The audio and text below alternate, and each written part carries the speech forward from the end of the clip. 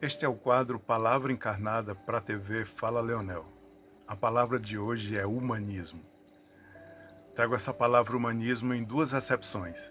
Um pensamento sobre o ser humano, e uma segunda acepção, que é um excesso de ser humano, que resultou no que hoje se fala e pensa chamando de pós-humanismo. A cultura ocidental repousa em Grécia e Roma, e a gente pode dizer que há uma precariedade de humanismo na antiguidade, porque eles estavam muito mais preocupados com a cosmologia, entender a origem do tudo, do todo, do mundo. E mesmo com a invenção da razão, digamos assim, pelos gregos, essa razão, a filosofia estava mais preocupada com encontrar a origem das coisas. Os romanos, logo em seguida, têm uma noção que eles chamam de humanitas, mas muito voltado para o culto ao corpo, aos esportes, à guerra. Então é de um humanismo muito precário. Durante toda a Idade Média, a gente não pode falar em humanismo porque a prevalência da teocracia exclui o ser humano passa a ser uma manifestação do que quer que seja o divino. Apenas no século XIV, XV, com um movimento artístico, cultural e científico chamado Renascimento, é que se retoma e recoloca o ser humano no centro das discussões, do pensamento e de valorização. Esse período é a fundação do humanismo moderno. E o humanismo moderno vai se caracterizar, então, por uma retirada de Deus do período anterior, da Idade Média, uma retirada de Deus e a colocação desse ser humano e de uma invenção muito importante, seguinte, chamada ciência. E o ser humano, nesse período, se arvora de ser o novo Deus, o Senhor da natureza e de todas as coisas. Como dizia o filósofo da antiguidade, sofista Protágoras, a medida de todas as coisas, agora na modernidade. Então, com o Renascimento, o ser humano se assume como centro e medida de todas as coisas. Esse é o humanismo moderno. E o humanismo evolui pela modernidade, disputando espaço com um objeto criado pelo próprio ser humano, a máquina. E um outro objeto ou um conjunto de objetos muito importante, que é o capital. Então, o ser humano adentra a modernidade até a contemporaneidade, disputando espaço e valorização com a máquina, a técnica, a tecnologia e o capital. Aí manifesto através de bens de produção e de mercadoria, como diria Marx, a mercadoria por excelência, que é o dinheiro. No século XIX, aí já bem mais recente, duas correntes de pensamento, duas filosofias tentam restaurar esse humanismo, que é a fenomenologia, que vai estudar através do fenômeno a experiência humana, e aí recoloca esse ser humano como um ser dotado de capacidade de experimentar a si e o mundo. E uma outra filosofia chamada de existencialismo, em que o homem é o único ser que existe. E o homem é um ser lançado no mundo. Então, o século XIX termina com essas duas grandes e importantes filosofias, tentando restaurar um humanismo. E adentra pelo século XX, e aí tem uma corrente de pensamento importante no campo da psicologia, que é chamado psicologia humanista, um pensamento, uma abordagem inaugurada pelos psicólogos Maslow e Carl Rogers, que buscam a revalorização desse ser humano, advogando que esse ser humano é um ser capaz de autorrealização, e aí eles falam em poder pessoal e potencial humano, e uma abordagem muito baseada no eu, na pessoa. Então, uma abordagem importante, a psicologia humanista do século XX, mas também uma abordagem bastante criticada, porque serviu ao desenvolvimento das corporações, principalmente.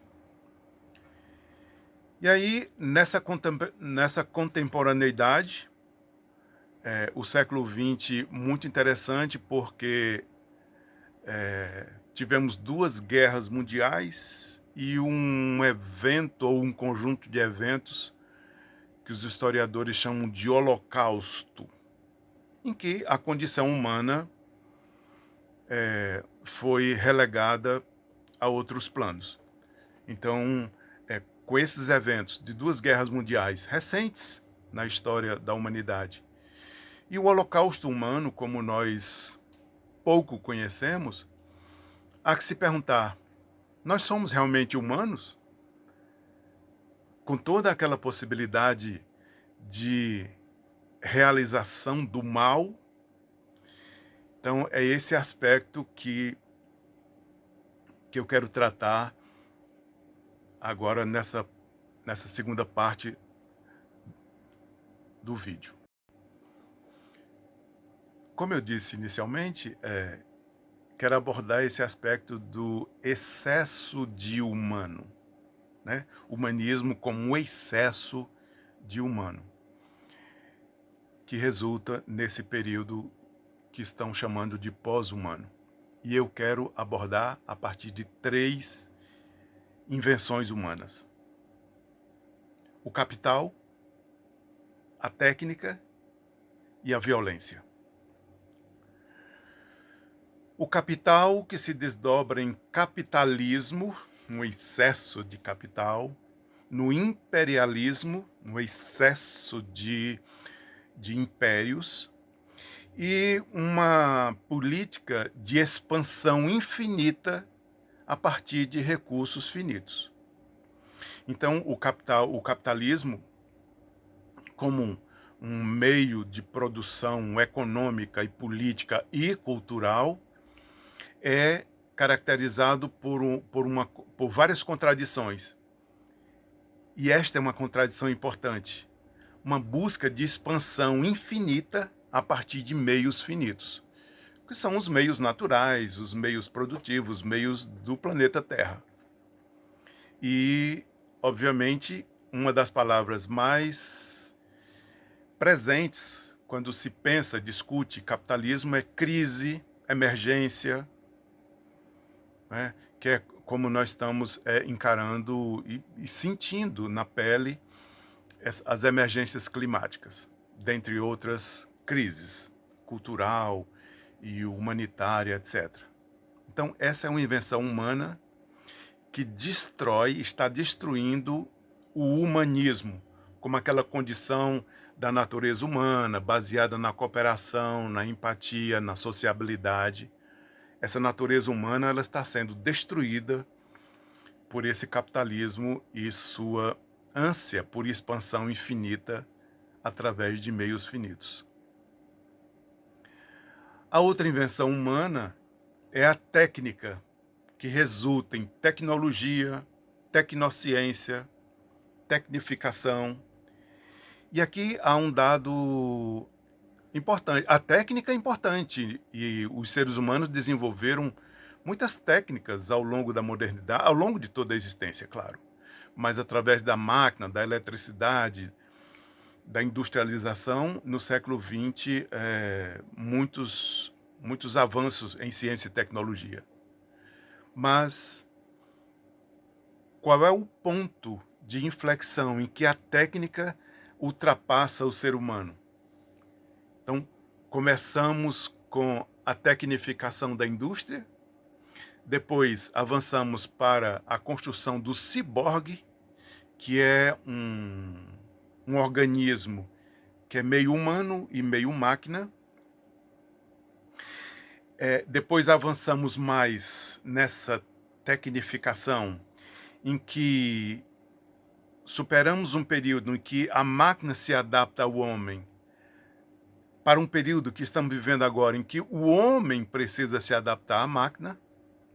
E, obviamente, estou falando o homem aqui como espécie, não como o homem masculino, né?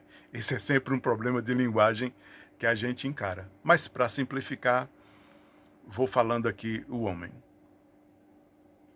Então, chegamos agora, recentemente, nesse período em que os robôs já criam modelos de si próprio, sem a intervenção humana.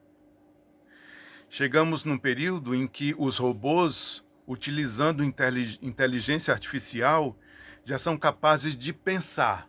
Obviamente, é um pensamento de outra natureza, diferente do pensamento humano. Mas os robôs já estão utilizando, inclusive, neurônios para construir algoritmos e demonstrando que os neurônios humanos, né, têm muito mais probabilidade do que os chips feitos com silício. Então, nós estamos a passos largos na constituição de uma realidade em que as máquinas superarão os seres humanos e estes terão que se adaptar às máquinas. Por isso, chamado de período pós-humano. E o último dado, a última invenção que eu quero me referir aqui é a violência. É uma invenção humana. Não estou falando de agressividade. A agressividade é muito importante e foi importante para trazer os seres humanos dos primórdios das cavernas até aqui. A agressividade é muito importante. Continua sendo importante. Estou falando da violência. É quando essa agressividade ela transborda para a guerra. Hoje em dia, para a guerra híbrida, para a guerra de desinformação,